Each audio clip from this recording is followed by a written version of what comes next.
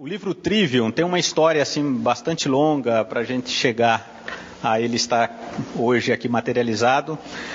Esse livro não foi um livro que eu fui atrás, né? É um livro que me ofereceram. E que hoje o tradutor ele não pôde estar presente, ele mora em Curitiba, infelizmente, porque foi a pessoa que idealizou esse trabalho, né? Foi ideia dele.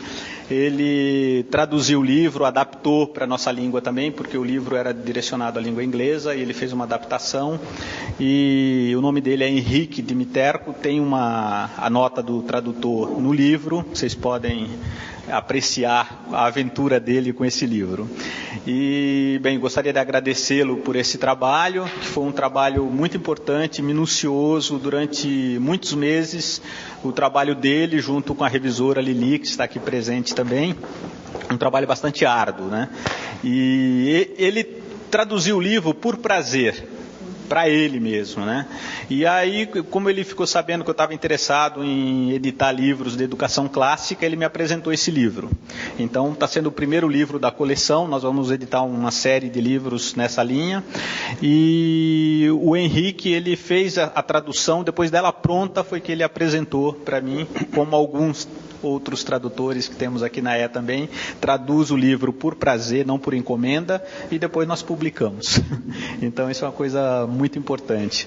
E através dele, aí convidamos também, e como o Munir já é da casa também, convidamos o Munir para fazer o prefácio do livro, e a partir desse livro vai começar uma nova etapa aqui na Realizações, nos nossos cursos, no nosso projeto de educação.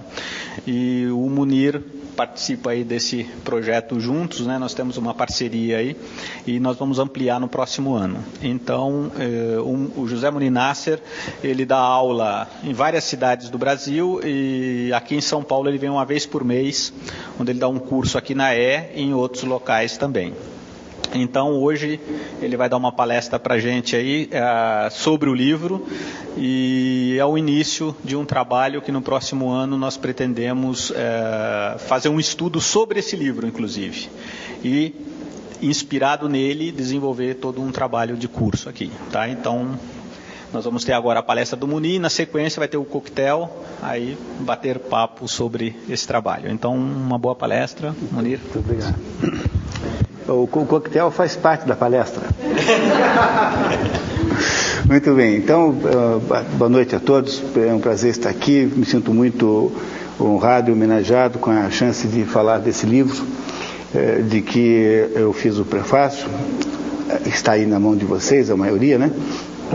E é um assunto tão importante, tão grande, tão extraordinariamente urgente que me sinto assim, cumprindo uma espécie de obrigação pública ao fazê-lo, né? Porque o problema todo desse livro é que nós nos tornamos aí com o tempo incapazes de entendê-lo realmente, essa ideia do trivium e do quadrivium, a ideia das 7 artes liberais foi mais ou menos saindo da nossa perspectiva brasileira mediana, porque nós de alguma maneira perdemos de vista o que seja a verdadeira educação. Esse é o primeiro problema, o primeiro impedimento que se tem aqui no Brasil para alguém, digamos, de cultura mediana, para entender o trivium. Parece uma coisa fora do mundo. E essa sensação, essa estranheza do assunto é que nós temos que remover nesse nosso encontro aqui de 1 hora hoje, de qualquer jeito. Não sai ninguém daqui sem entender de fato qual é o sentido do trivium. Esse é o meu único objetivo durante esse nosso encontro aqui. Então, quando você fica pensando, né, quando foi que nós esquecemos a educação, como é que nós a perdemos, eu tenho a sensação, eu lido muito com professores, e tenho sempre a sensação de que a educação é uma espécie de tesouro que a gente andou enterrando em algum lugar, como um cachorro enterra um osso, como a gralha azul enterra o pinhão, e aí perdemos o mapa do local onde nós enterramos a educação. E aí, a partir desse momento, nós passamos a achar que cada pedrinha mais ou menos brilhante do chão é a educação, e aí ficamos elegendo essas bobagens como educação, quer dizer, esse conjunto de ideário moderno que se chama de educação, é um pouco dessa autoilusão, auto-engano, né? Esse enorme auto-engano que nós fazemos com relação ao assunto. Então vamos tentar recuperar um pouquinho isso antes, para a gente poder em seguida entrar no Trivium com mais segurança. Eu acho que quem resolveu esse assunto chamado compreender para onde é que foi parar a educação foi o padre Ivan Illich, que é alguém que ficou meio esquecido aí também na história, quase ninguém mais fala dele. Ele tem o mesmo nome que aquela personagem do Tolstói, a morte de Ivan Illich. Escreve um pouquinho diferente, mas não é, provavelmente foi batizado em função daquele livro, né? Muito improvável que não seja. Mas esse padre Ivan Illich era um padre sérvio, nascido na Áustria, mas de origem sérvia, e que andou aí pela América Latina na década de 70, fazendo estragos imensos. Ele era um desses sujeitos assim, meio iconoclasta, com ideias muito novas, e ele escreveu um livro chamado O Mundo Sem Escolas. Apenas assim, com esse título, O Mundo Sem Escolas. E o padre Ivan Illich fez muito sucesso na década de 70 com esse livro. Depois foi mais ou menos esquecido e hoje em dia ninguém mais fala. Mas esse livro é um livro interessantíssimo. Se vocês tiverem a chance de recuperá-lo lá do fundo da sua biblioteca, vocês não perderão seu tempo em ler O Mundo Sem Escolas. Porque o que o padre Ivan Illich faz, na verdade, é propor o seguinte: para com esse negócio de escola. Não escola nenhuma. A única coisa que interessa é que aqueles que querem aprender alguma coisa se encontrem com aqueles que querem ensinar alguma coisa. Se você tivesse esse encontro, fosse possível de alguma maneira, teria educação de verdade. E isso que nós chamamos aí de educação, não é educação de modo nenhum, é alguma coisa próxima do conceito de ensino. O que o padre então faz é logo de cara destruir essa falsa equação entre educação e ensino, como se essas duas coisas não tivessem nenhuma ligação uma com a outra. E de fato, se você prestar atenção, se você não destrói essa ligação, você não entende nada mesmo desse assunto. A pré-condição para entender o que está acontecendo e o que pode acontecer nos assuntos educacionais é nós destruirmos esta pseudo-equação chamada ensino igual a educação. Continua o padre Ivan Illich dizendo que isso que se chama de ensino não tem nada a ver com educação, porque ele é basicamente uma metodologia de distribuição de posições sociais. Não se imagina de fato que alguém vai aprender alguma coisa. É apenas um método pelo qual você distribui entre as pessoas determinados privilégios que podem depois servir para fins de todos os tipos, mas sobretudo profissionais. E se você pensar bem, né, é mais ou menos assim mesmo. Não sei, os mais assim veteranos aqui lembrarão que em 1970 havia 90 milhões de brasileiros em ação. Não é? 90 milhões. Hoje nós somos 190 milhões. Então, de lá para cá, em míseros 38 anos, nós aumentamos a população em 100 milhões. Mas, na verdade, aumentou mais, porque muita gente morreu de lá para cá, portanto, teve aí uma turma que substituiu os falecidos. Então, devemos ter tido aí, de 70 para cá, alguma coisa como 120 milhões de pessoas novas no Brasil. Como faz 38 anos que isso aconteceu, elas têm uma idade média de 20, se a taxa de natalidade fosse constante. Mas como ela foi decrescente, então é de se imaginar que eles têm uma idade média superior a 20, mas não muito mais. Então nós temos aí 120 milhões de pessoas que têm uma idade média de 20 e alguma coisa, e que apareceram aí no mundo, e essa gente toda precisa de emprego, e eles são jovens na sua maioria. E essa gente que é jovem na sua maioria tem todas as características e as idiosincrasias dos jovens modernos, ou seja, uma irresistível, indiscutível melhor, a percepção de enormes direitos, de ter salários suficientemente bons e arrumar logo de cara o melhor emprego do mundo. E agora vocês imaginem então a situação de alguém que está lidando com o departamento de pessoal de uma firma grande. Então é uma empresa qualquer aí que vai abrir vagas para aí qualquer coisa, ascensorista, por exemplo.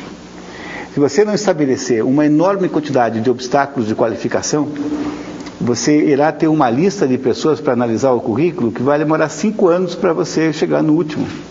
Então, o que acontece? Essa turma de RH vai lá e põe assim no jornal. Para ser ascensorista tem que ter segundo grau completo, daqui a pouquinho tem que ter curso de administração de empresas, né? Porque o único objetivo disso é reduzir a quantidade de pessoas candidatas àquele determinado curso. Essencialmente é isso que nós temos que resolver com o ensino moderno. O ensino moderno é apenas um meio de você separar as pessoas com perspectivas diferentes de capacidade de obter emprego.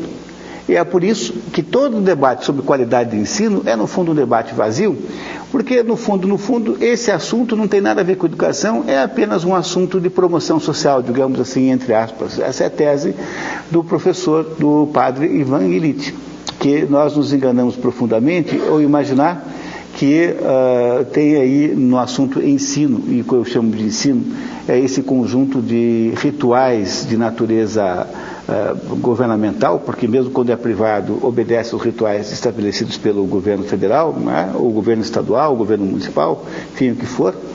Esse conjunto de rituais não tem nada a ver com educar alguém. Essa é a realidade que a gente precisa entender. Se você não entende isso, você fica completamente perdido e não consegue perceber nada do que está acontecendo. Então, por exemplo, há todo ano um debate sobre se se deve ou não, como é que se diz, aprovar automaticamente os alunos. A turma que acha que tem que aprovar automaticamente é composta fundamentalmente dos cínicos, que acham que é isso mesmo que eu estou descrevendo, e falam assim, já que é apenas uma coisa de faz de conta, qual é o problema de aprovar automaticamente, então, aos alunos? E o pessoal que acha que não deve aprovar automaticamente são os otimistas, que acham que isso tem a ver com educação e ainda imaginam que possa haver alguma educação no sistema de ensino. De fato, pode haver alguma educação no sistema de ensino.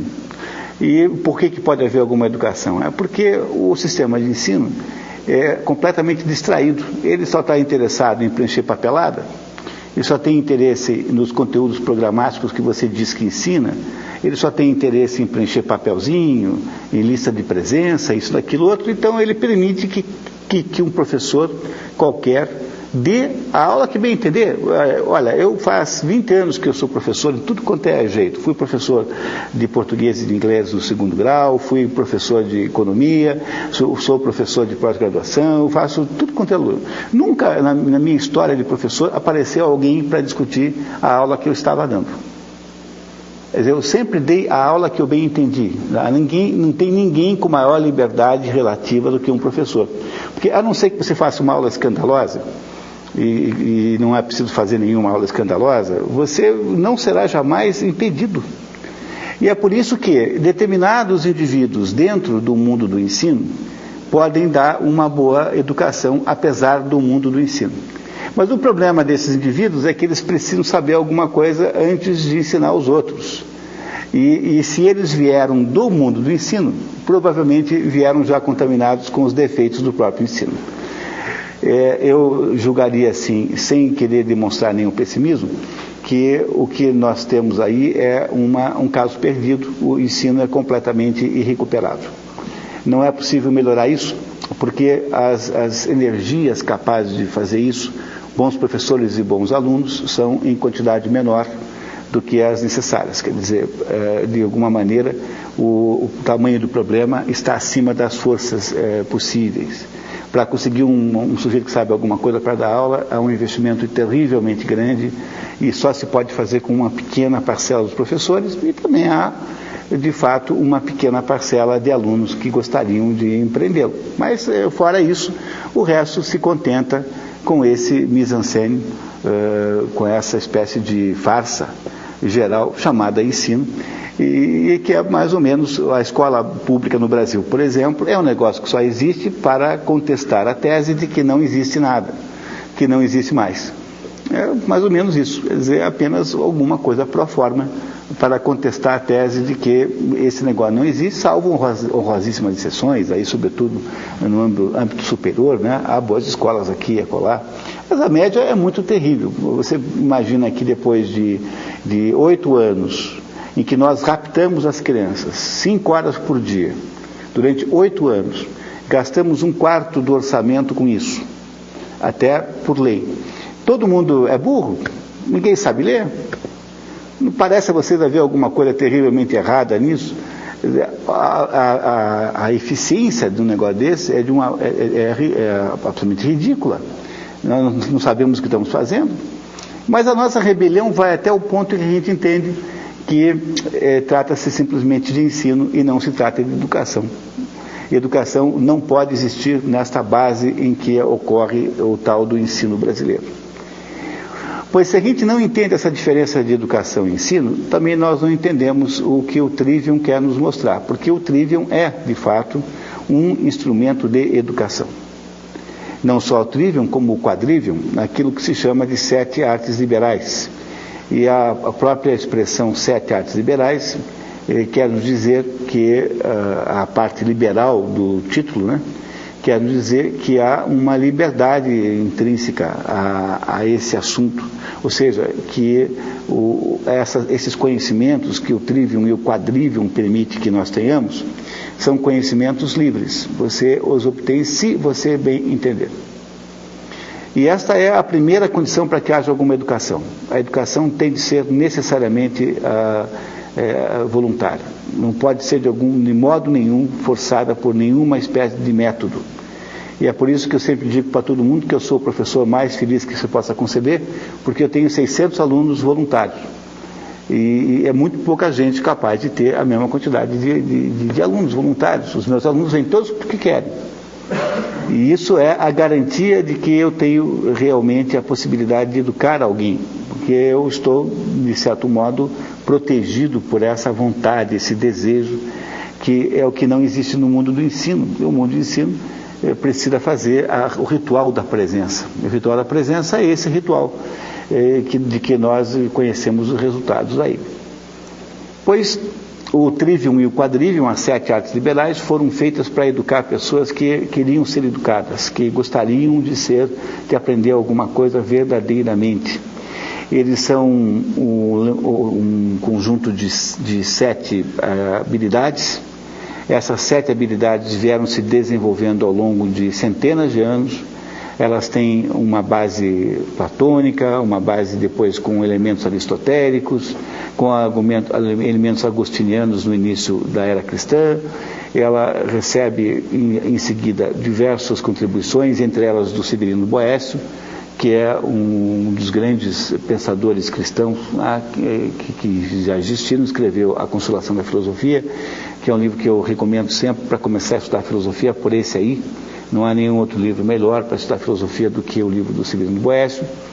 E ele foi se consolidando até que chegou no dia em que o Alcuino, que era um monge inglês, trazido para a corte de Carlos Magno, em Aix-en-Chapelle, na França, no ano 800, no dia 25 de dezembro, Carlos Magno é proclamado imperador do primeiro império que substitui o Império Romano. A primeira tentativa europeia de recuperar o Império Romano é o Império Carolíngio de Carlos Magno, que é estabelecido no dia 25 de dezembro do ano de 800. No dia de Natal de 800, ele é coroado imperador.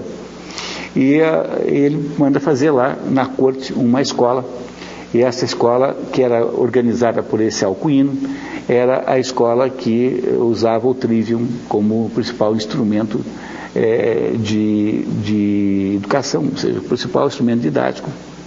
E foi justamente essa iniciativa que teve essa história toda, que culmina aí no Império de Carlos Magno, que permitiu que houvesse em seguida, aí no auge da Idade Média, no século XII, o estabelecimento da escolástica. Nós possivelmente não teríamos a escolástica não fosse a base das 7 artes liberais.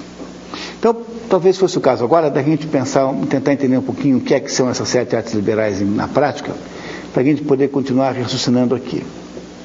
E as 7 artes liberais são 7, né? São 3 ligadas ao Trivium, 3 caminhos, Trivium, 3 vias, e 4 ligadas ao Quadrivium, 4 vias. As 3 primeiras, as do Trivium, são associadas à mente humana. São 3 habilidades fundamentais da mente. É a habilidade de falar, a retórica, a habilidade de falar isso gramaticalmente com correção, a gramática, e a habilidade de falar com lógica, Essa lógica era primeiro chamada de dialética, depois, com a redescoberta dos livros de lógica do Aristóteles, passou a se chamar de lógica.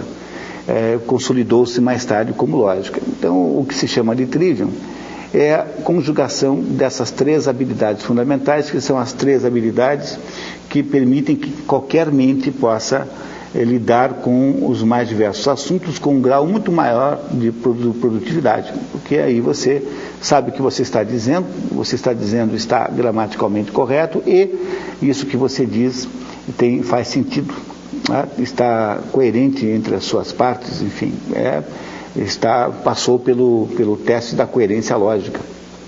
Uma vez que você tivesse aprendido isso, e de modo geral começava a se aprender qualquer coisa na Idade Média com 14 anos, até 14 anos não se concebia educação na Idade Média. Então, aí por 14, 15 anos, um menino, uma menina também, há uma certa mitologia de que só os meninos iam para a escola na Idade Média, o que não é verdade. A Idade Média é a época da humanidade mais caluniada, mais desprezada e mais, maltratada. Não há nenhuma época pior. Eu fico imaginando se nós temos direito de maltratar a Idade Média, uma época que produziu as catedrais góticas, que produziu a escolástica e que produziu o trivium quadrivium, e que produziu também a Divina Comédia de Dante Alighieri. Será que temos algum direito de achar algum defeito numa época capaz de fazer isso sem centralização nenhuma ou com uma precariíssima centralização? A centralização do Império Carolíngio não funciona há muito tempo, porque o seu filho não é capaz de produzir a sua própria sucessão e acaba dividindo aquele império pelos filhos, que era justamente o contrário do conceito de império. Em vez de centralizar, descentralizou. E aí os alemães tentam, logo em seguida, fazer uma experiência germânica de Goda, né? Os franceses são também, de alguma maneira, germânicos. Os franceses também não são um povo latino. A gente não deve nunca jamais confundir isso, né? Os franceses falam uma língua latina, mas os franceses não são um povo latino. Não tomar cuidado, não confundir. Claro que quando você fala de um francês que mora em Marseille, sei lá, meio italianado, aí talvez tenha alguma coisa latinidade, mas o francês, tecnicamente, é o Asterix. Faz parte lá de uma tribo daquelas lá do norte da Europa, né? E aí a tentativa franca de fazer o império fracassa, e quem assume a tentativa nova são os alemães, que montam o Sacro Império Germânico Romano, que é uma tentativa, digamos, goda, alemã, de outra tribo, né, de fazer a mesma coisa. Pois, mesmo assim, esse Sacro Império Germânico Romano não deu certo também. Ele existiu até Napoleão Bonaparte, que foi quem o extinguiu, ou seja, já no século XIX, mas ele nunca conseguiu fazer a unificação necessária para que a Europa pudesse ter uma dimensão equivalente à do Império Romano novamente. Portanto, que uma sociedade tão fragmentada como essa tenha produzido essas maravilhas, os 7 artes liberais, que não a produziu sozinho, mas a consolidou, a sintetizou, tenha produzido as catedrais góticas, tenha produzido a escolástica toda, é alguma coisa de nos deixar boquiabertos. Tem um grande respeito pela Idade Média. E a ideia central aí é que as crianças deviam ir para a escola mais tarde, porque era necessário que houvesse algum amadurecimento anterior. Hoje em dia seria inconcebível mandar alguém para a escola com 14 anos. Acho que você vai até preso se você deixar o seu filho demorar até os 14 anos para ir para a escola. E a partir dessa ida para a escola, os que quisessem estudar, não é? E eu dizia que as meninas iam mais para a escola do que os meninos, embora haja toda essa mitologia contrária. Os meninos não eram dados a muita escola, não, a não ser aqueles que seguiriam carreira de padre, porque os meninos normais, né, esses preferiam jogos de capa e espada, não gostavam da ideia de estudar, achavam que isso era coisa para meninas, que não era uma coisa viril, né? Então é um pouco de mitologia em torno desse assunto. A Regine Pernoud, tem uma historiadora francesa, que escreveu 2 livros sobre esse assunto: A Mulher no Tempo das Catedrais e A Mulher no Tempo das Cruzadas. E esse primeiro, A Mulher no Tempo das Catedrais, é quem esclarece para vocês essa questão, né? Mostrando que talvez não tenha havido nenhuma época da história da humanidade em que as mulheres tenham sido tratadas tão bem quanto na Idade Média. Por mais que nos pareça contraintuitivo, uma vez que estamos aí suficientemente envenenados pelo proselitismo feminista, né? Da ideia de que se a mulher sempre foi uma vítima na mão dos homens. Mas seja como for, o que acontecia é que aquela pessoa interessada em aprender, e não era para todo mundo, só para os interessados, iam para essa escola durante a Idade Média, a baixa Idade Média, ou seja, durante o momento mais sofisticado da Idade Média. Essas escolas funcionavam associadas às universidades, então junto da Universidade de Paris havia o Colégio de Artes, e toda vez que você ouve falar em Colégio de Artes, mesmo que não haja menção à palavra liberal, está sempre falando das artes liberais. Então, por favor, não confundam, porque no sentido moderno de arte, você está sempre se referindo a artes plásticas. Mas no sentido medieval de artes, são sempre as artes liberais e não as artes plásticas. É um pouco de confusão nisso. Quando você usa aquele título que há nos Estados Unidos, Master of Arts, que algumas pessoas têm, um título universitário, esse artes são as artes liberais, não são artes plásticas. E essa expressão Master of Arts é um resquício das próprias artes liberais. É claro que nos Estados Unidos hoje não há, de modo geral, genérico, o estudo das artes liberais, tais como havia antigamente, mas preservou-se aí a ideia de que há algumas coisas que se sabe apenas pelo prazer de saber, que é ars gratia artis. E nesse caso também, ars gratia artis, também estamos falando das artes liberais e não apenas em torno, porque quando você analisa a expressão ars gratia artis, se você pensa que é artes plásticas, você não entende o que está sendo dito aí. Né? Então, o que é uma arte pela arte? É quando você estuda Shakespeare para saber alguma coisa sobre Shakespeare. É quando você estuda literatura para saber literatura, quando você estuda poesia para saber poesia, quando você estuda filosofia para saber filosofia, quando você passa a vida estudando Aristóteles com o único objetivo de entender Aristóteles. Esse tipo de aventura intelectual é raríssimo na nossa cultura aqui, porque nós criamos a ideia de que a formação universitária está associada a alguma espécie de emprego. E você imagina que vai para a universidade para obter um diploma que vai autorizar a atividade econômica, seja de ser médico, seja de ser arquiteto, seja de ser economista, enfim, o que for. A ideia de que se possa estudar alguma coisa pelo único objetivo de estudá-la é uma ideia estranhíssima no contexto brasileiro. Pois saibam vocês que o trivium e o quadrivium eram exatamente isso. Eram liberais porque não estavam associados a uma tabela de pagamentos, não estavam associados a um regime de emprego. Repare que a gente nunca fala, hoje em dia, bom, daqui a pouquinho vai ser mais fácil entender isso, mas aquela ideia da educação que estava implícita no trivium e no quadrivium, ou seja, alguém que vai para a escola para aprender as 3 artes da mente, a retórica, a lógica e a gramática, e as 4 artes das coisas, que são as 4 artes das coisas, são o quadrivium, é a aritmética, que lida com um número descontínuo, com um número discreto, portanto, a música, né, sua aplicação, a geometria, que lida com um número contínuo, e a astronomia, sua aplicação. Essas são as 4 artes do quadrivium. São as 4 artes associadas às coisas, ao mundo das coisas que está em torno da pessoa. As 3 artes do trivium estão associadas à mente, e as 4 artes do quadrivium estão associadas às coisas. Ora, o que faz com esse conhecimento uma pessoa que os tenha obtido no processo de educação chamado 7 artes liberais? Apenas vive a sua vida melhor.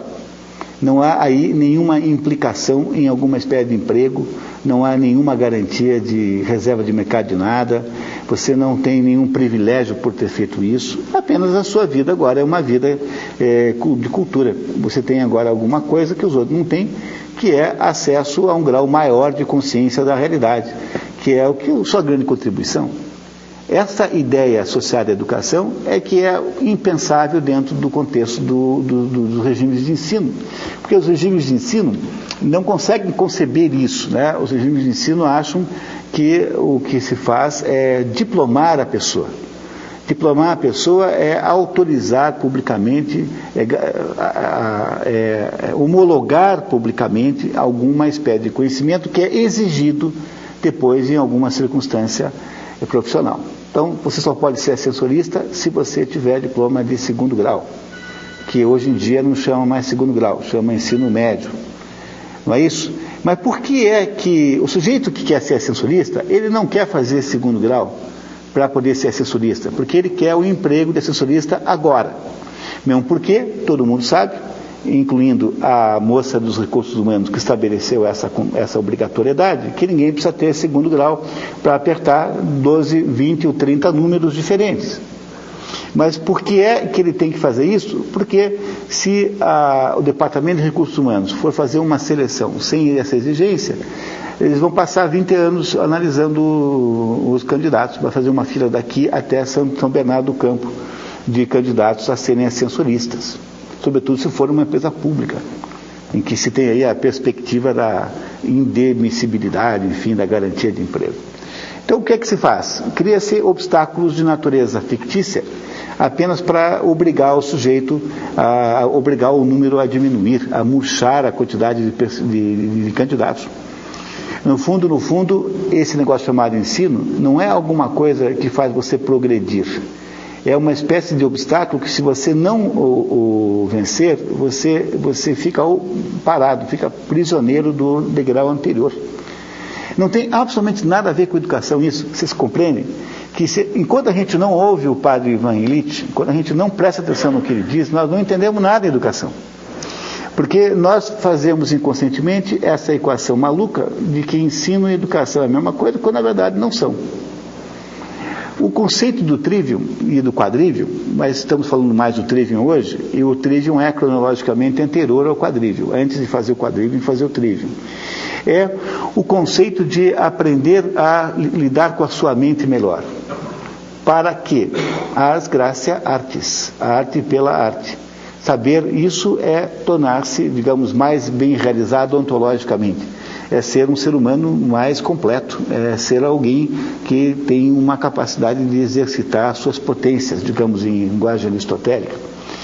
E é isso que se queria que o trivium resolvesse. Uma vez que você fizesse o trivium, você vai entender melhor o mundo das coisas ao estudar o quadrivium. O quadrivium está indo, são as coisas em volta de você, você olha para elas e as entende melhor, as entende sob o ponto de vista da quantidade. Não é? A aritmética e geometria associada à música e astronomia.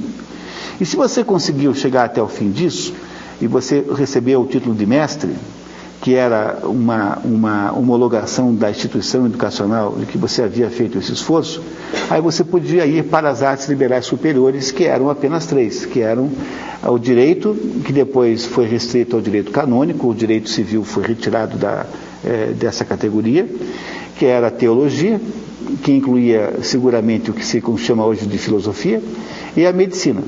Essas eram as 3 profissões liberais superiores que se podia estudar depois de passar pelas 7 artes liberais.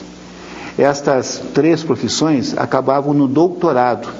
Esses 3 esforços de educação acabavam no doutorado, e é a razão pela qual até hoje nós chamamos os médicos de doutores e não chamamos arquitetos de doutores.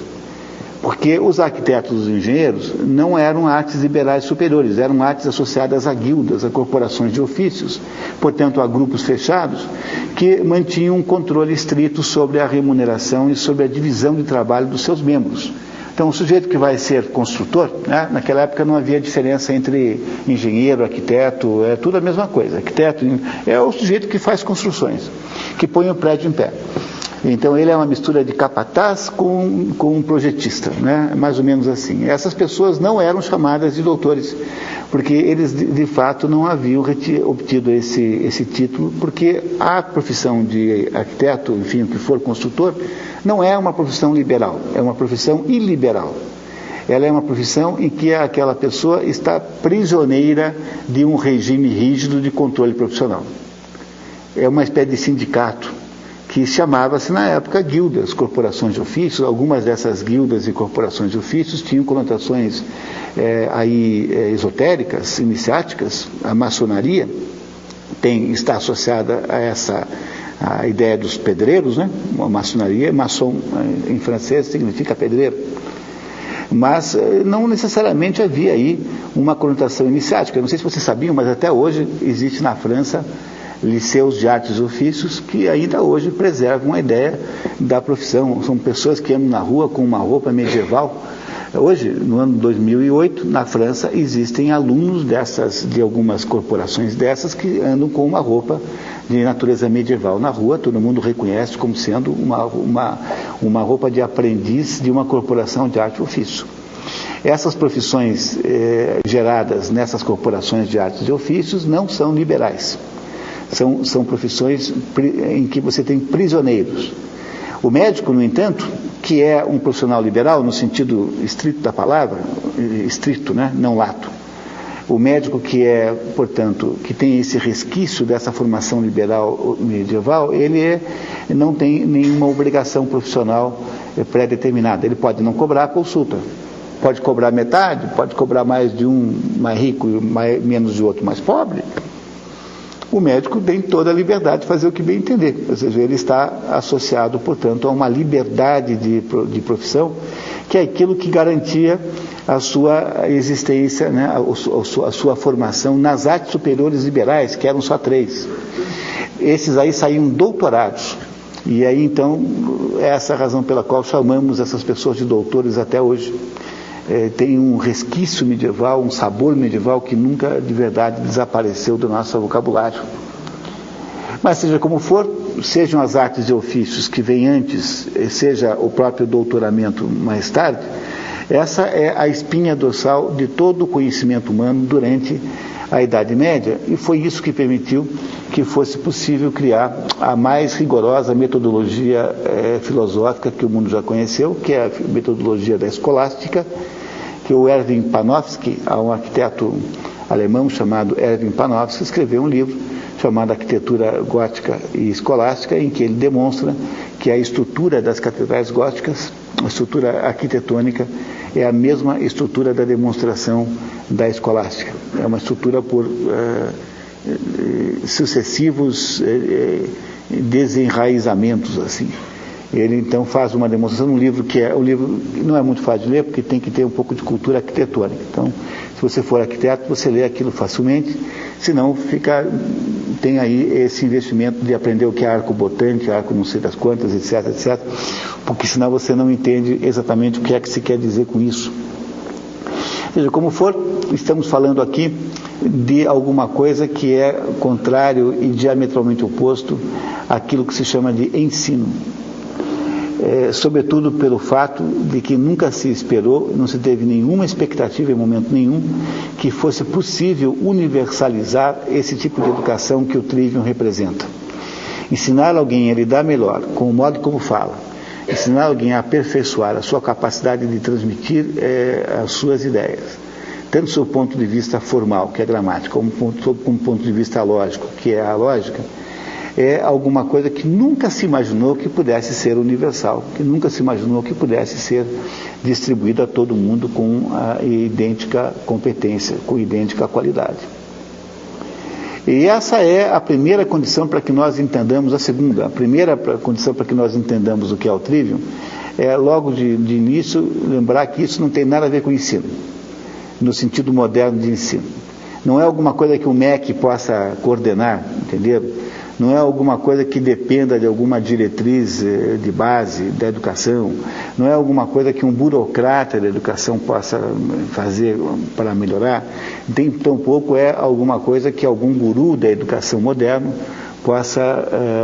na qual ele possa interferir, porque é alguma coisa que depende exclusivamente do desejo de participar daquilo como um patrimônio que a pessoa recebe, independente da sua aplicabilidade comercial. no Brasil não é muito fácil encontrar pessoas assim. De modo geral, ninguém faz nada, a não ser que tenha uma perspectiva na outra ponta de receber por aquilo alguma autorização, alguma certificação. Bom, paciência, né? Quem está errado é o Brasil, não é o mundo. Então, temos mais é que nos penitenciarmos, né? E lamentarmos a nossa própria situação. Mas o que você tem aí propriamente de segunda condição é que, para que haja uma verdadeira educação, é preciso que haja uma vontade, um desejo livre de obtê-la. E é por isso que é apenas quando aparece no mundo um sujeito chamado Jan Amos Comenius, que é um sujeito do século XV para o século XVI, que essa ideia de educação verdadeira começa a se transformar nesse monstrengo chamado ensino. Porque o Jan Amos Comenius, que era um padre que deveria ser alguma coisa como tcheco, dentro daquelas perspectivas movediças daquela geografia da época, esse padre Comenius, ele inventa a ideia da escola universal, a ideia da escola que atenderia todas as crianças do mesmo modo, que iria produzir, portanto, um batalhão de pessoas formadas com a mesma qualidade, dentro de um processo indolor, de um processo até mesmo divertido, para ser mais preciso, e que esse conjunto de ideias são as ideias aí, semente do ensino moderno. Essa ideia de que educação pudesse ser isso, nunca existiu antes desse homem. Não é à toa que a Unesco deu à sua maior comenda o nome de Comenda Comenius. O maior de todas as condecorações que alguém pode receber da Unesco tem o nome do Comenius, porque ninguém, obviamente, representa tão bem esse ideal desta escola, né? Não é isso, dessa escola homogeneizadora, do que esse João, né? Amos Comenius, é o nome desta pessoa. Na verdade chama-se Cometsky, mas digamos, latinizando seu nome, fica Comenius. Este homem é o inventor do ensino, porque na medida em que você deseja universalizar, transformar esta educação para todas as crianças, você é obrigado a produzir movimentos de massa, ou seja, é obrigado a produzir determinadas atitudes pedagógicas que são destruidoras das condições para que exista de verdade educação. E aí, a partir disso, que nós criamos não só o conceito de educação moderno, que é um conceito de ensino, como também nós criamos o conceito de educação como arma revolucionária, como arma totalitária, como arma de formar fazer a cabeça dos outros. Hoje, o conceito que prevalece aqui no Brasil de educação é a tal da educação cidadã. Eu não sei se vocês fazem ideia da barbaridade que é uma coisa como essa, né? Eu sempre conto a história que eu tenho uma vizinha, uma mocinha uma menina assim, muito simpática, assim, muito agradável, que fica botando bilhetinhos debaixo da minha porta e diz assim: você já separou o lixo hoje? Quer dizer, isso, vejam, não tem nenhum problema, ela é uma gracinha e tal. Mas o fato de que uma menina de, sei lá, 7, 8 anos, fica jogando bilhetes embaixo da me dando broncas, né? Tem uma espécie de bronca de criança, mas não é uma espécie de bronca. É isso que se chama de educação moderna.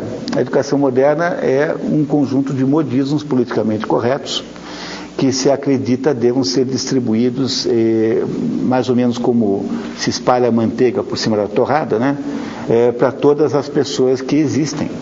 E isso só se faz com o quê? Só se faz às custas de uma redução brutal da qualidade do que se pode chamar de educação e, sobretudo, na transformação dessa experiência educacional, que era uma experiência de uma viagem pelas diversas capacidades, né? Cada uma das etapas das 7 artes liberais, do trivium e do quadrivium, são como escalas que você faz em cidades que estão ao longo do caminho para chegar no final e dizer assim: olha, eu acho que agora eu sei alguma coisa.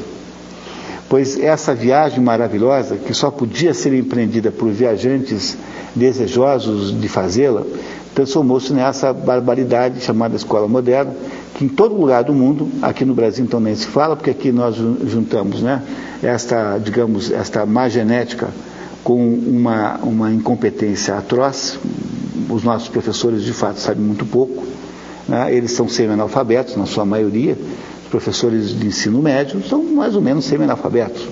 Basta você ter um pouco de convívio com eles para entender que eles são incapazes de fazer as operações, digamos assim, intelectuais mais simples, com competência. Eles não têm ideia muito do que estão fazendo. Como não sabe muito bem o que fazer, inventam maneiras de não fazer nada. Por exemplo, esse negócio de construcionismo. O que é construcionismo? É uma política, é uma metodologia pedagógica em que as crianças fazem o que bem entendem. Porque você supõe que elas só possam aprender aquilo que elas querem aprender. Então você deixa as crianças inventarem o que bem entendem e acha que isso é mais ou menos alta pedagogia. Quando na verdade é apenas uma maneira de você fazer de conta que a sua ignorância é benigna e não maligna, como é de se imaginar que fosse, né? Então, essas coisas modernas, essas estratégias pedagógicas modernas, são todas elas o que você possa imaginar de mais anti-trivium, anti-artes liberais que você possa imaginar, porque no fundo, são apenas exercícios de procurar as pedrinhas brilhantes do chão, já que nós perdemos de fato o mapa do tesouro da educação, que nós andamos aí enterrando em algum lugar. Nós nos contentamos hoje em procurar os seixos mais brilhantes e ao acharmos, né, os elegemos rapidamente como a verdadeira educação. O que o Trivium representa é a formação verdadeira que uma pessoa, comparando com a farsa da educação moderna, é a verdade no aprendizado. É uma capacidade de fato aprender a trabalhar com a nossa mente de uma maneira eficiente, de uma maneira correta. E é isso que a irmã Miriam Joseph produziu com uma maestria excepcional. Esse livro aqui é um guia.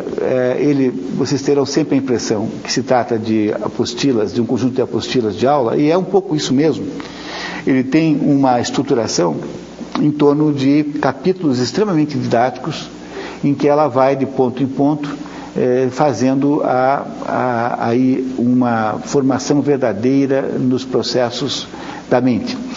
Esse curso que está aqui foi ministrado numa universidade americana chamada St. Mary, católica, em que a irmã Miriam Joseph era professora e todos os alunos, quaisquer que fossem os cursos superiores, antes de qualquer coisa, passavam por essa experiência do Trivium durante um ano, tendo aulas 5 vezes por semana, além das outras disciplinas. Os alunos então passavam pela experiência de aprender a pensar, aprender do modo certo, fazer os exercícios corretos. E essa foi a única tentativa, digamos, de fôlego que se viu no século XX, até onde se sabe. Claro que pode ter seguramente outras experiências desconhecidas, não é nada fácil, nada difícil que isso tenha acontecido, mas que nós saibamos assim, ou seja, que haja com alguma notoriedade, essa foi a maior de todas as experiências de recuperar o conceito do Trivium na Universidade Moderna. A irmã Miriam Joseph foi inspirada diretamente pelo filósofo americano Mortimer Adler, cujo livro Como Ler um Livro está na lista, não é, Edson? Nesta lista dessa coleção aqui, de que o selo está no canto superior direito do livro. Então, o Mortimer Adler, que tinha o objetivo de restaurar a verdadeira cultura pela retomada da leitura dos clássicos, associou-se com a irmã Miriam Joseph, que queria que os alunos aprendessem a pensar antes de começarem a estudar qualquer coisa, porque quando você olha para o aluno universitário médio, é uma coisa tão entristecedora, porque de alguma maneira eles pensam que ser um bom aluno universitário é fazer criar conflitos cretinos, assim. Quer dizer, alguém ensinou a esses alunos que se é um bom aluno universitário quando ele fica fazendo objeções cretinas sobre qualquer coisa que você diga. né? Como se polemizar em torno de bobagem fosse prova. Ele sabe que é bobagem, mas ele acha que isso que é ser aluno universitário inteligente, é ficar polemizando qualquer coisa que se diga. Pois antes de você, então, portanto, criar esses pernósticos juvenis, né, que são esses alunos universitários, era bom que eles tivessem uma certa humildade e que aprendessem a entender, aprendessem alguma coisa sobre o que é realmente organização da mente, como é que se fala direito. A mente humana tem uma potência extraordinária. O que nós precisamos fazer é criar um software que possa ajudar a isso ser ato, né, para que essa potência vire ato. E o trabalho da irmã Miriam Joseph é isso, ele é uma metodologia de arrumar a cabeça, ele é uma metodologia de organizar a nossa mente e produzir na nossa mente, então, uma estrutura de organização que vai nos transformar em pessoas muito mais preparadas para lidar com o mundo das ideias. Num contexto social em que a degradação é muito rápida e é cada vez mais rápida, e o problema da degradação intelectual é que ela não é como a degradação financeira, porque quando você fica pobre, você descobre rapidamente porque a Sabesp corta a água da sua casa. Entendeu? Então a degradação financeira, né, é muito rapidamente perceptível. Agora, a degradação intelectual é completamente indolor. É como se burrice não tivesse ponto de inflexão, entendeu?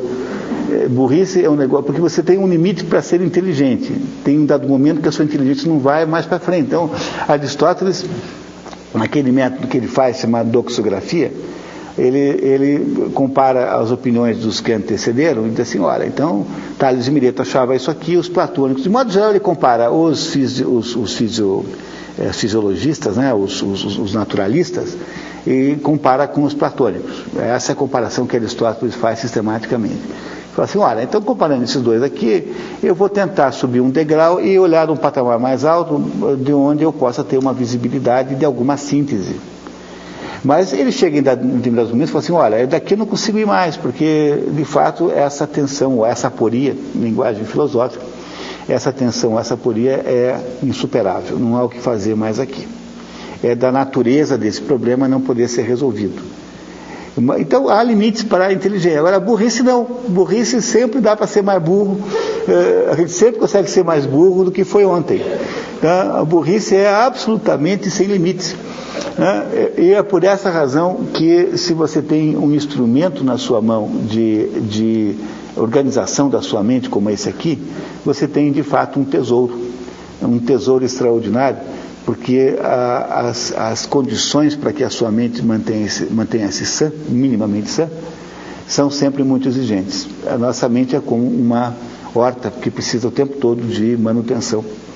E é por isso que Cícero, o grande Cícero, dizia que cultura é um equivalente humano ao cultivo do campo. Cultura é o cultivo da mente. Exatamente como se cultiva o campo, você também cultiva a mente. E por ser um cultivo da mente, cultura necessariamente é alguma coisa que não para de ser cultivada. Tem que estar o tempo todo em manutenção. Não há momento de parar, jamais. Pois o tesouro que a irmã Miriam Joseph fez para nós, nos deu, é esse tesouro de nos ensinar esse é o único livro que existe desse tipo. Não há nenhuma outra obra com esse grau de manualização, porque você encontra livros aí teóricos sobre o trivium e o quadrivium, sem dúvida, né? Sobretudo em outras línguas. Em português, se não me engano, há aí uma coletânea de artigos de professores da USP aí, que fizeram um estudo sobre o trivium, sobre as 7 artes liberais, aliás, não sobre o trivium. Mas em português não acha-se quase nada. Então você pode encontrar vários livros que debatam o trivium, debatam o quadrivium. Nenhum deles oferece a você a metodologia de treinar a sua mente nas artes liberais da mente, que são as artes liberais do trivium. A retórica, na gramática e na lógica. Nenhuma outra metodologia é tão objetiva quanto essa, até objetiva demais você deverá achar, provavelmente, porque você vai, em alguns momentos, aí até imaginar que devesse haver um pouco mais de filosofia a respeito do assunto. De certo modo, vai dando vontade de entender mais filosoficamente, Mas ela recusa-se a fazer isso e continua firme numa decisão de produzir aí uma técnica concreta, verdadeira, objetiva, de treinar a sua mente. A tradução de um livro como esse é uma tradução muito desafiadora. Eu queria fazer um elogio público ao tradutor, porque como os exemplos são todos linguísticos de inglês, então alguns desses exemplos são transponíveis com dificuldade para o português, porque o inglês é uma língua sintética, o português é uma língua analítica. O português, nós temos uma maneira diferente de estabelecer a estrutura sintática. Então, de fato, foi uma tradução muito audaciosa essa e merece muito mérito. Eu queria que o Henrique aqui soubesse o quanto ele trabalhou bem nesse livro. É um livro extraordinário. E é fundamentalmente essa a ideia, né, conjunto de ideias que eu penso que ajudaria a vocês a entenderem o sentido da obra O Trivium. E gostaria muito de saber se alguém tem alguma pergunta, alguma consideração. Se alguém tiver alguma pergunta, pergunta no microfone. Quem está gravando.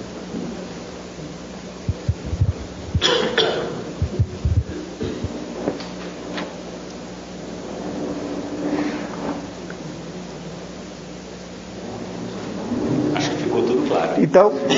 Então, feito isso, eu queria então fazer o comercial. No sábado, nós temos aqui na Realizações um encontro sobre o livro A Tempestade. O livro A Tempestade de Shakespeare é o mais importante dos livros de Shakespeare, não pela sua fama, não pela sua notoriedade, mas pelo fato de que é o livro que traz todas as chaves dos enigmas shakespearianos. Então, se você quer entender todos os livros de Shakespeare, não entenda esse, porque esse é o livro que traz a explicação para todos os outros. É o último livro que Shakespeare escreveu. Depois que Shakespeare escreveu A Tempestade, ele se aposentou e foi para Stratford-upon-Avon. Então ele deixou ali nesse livro todas as marcas e todos os elementos capazes de fazer compreender todas as outras obras. Nos encontramos aqui às 3:30 da tarde. Nós fazemos, para quem nunca fez essa atividade comigo, a gente lê um resumo do livro. Quer dizer, se você não tem tempo de ler até lá, não tem a menor importância, haverá um resumo. E depois de ler o resumo do livro, a gente faz um debate aqui e uma interpretação do livro, que, como eu digo, é a interpretação chave maior de todas as dos livros de Shakespeare. Não perca de jeito nenhum. Né? E até lá, então, muito obrigado. Né? Então, até lá. Obrigado.